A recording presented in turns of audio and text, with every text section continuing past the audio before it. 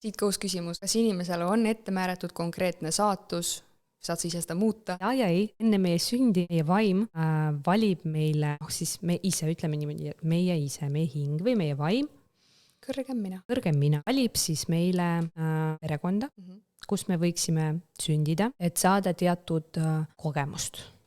Ja enamasti on see selline kogemus, mis on näiteks puudu või mis mingeid oskusi tahetakse arendada. Näiteks mina olin hästi kaua võitleja, warrior, ja siis mind taheti pehmendada ja valiti selline, ma valisin sellised vanemad. Ma mäletan ka seda, kuidas ma valisin neid teatud oskuste järgi ja suguvõsas vaatasin ja tahtsin hullemat saatust omale. Sõnaga, et hästi kiiresti igast asjadest. Valisin väga keerulise tee, et see on nagu siuke plaan, mis ei ole 100%, see on nagu eelplaan. Aga kui sa astud siia ellu, ei tähenda seda, et nüüd sa lähed mööda seda plaani. Ehk et pigem on nagu mingi suund. See on lihtsalt suund, kuhu tahetakse plaani järgi, et sa jõuaksid oma elu lõpus.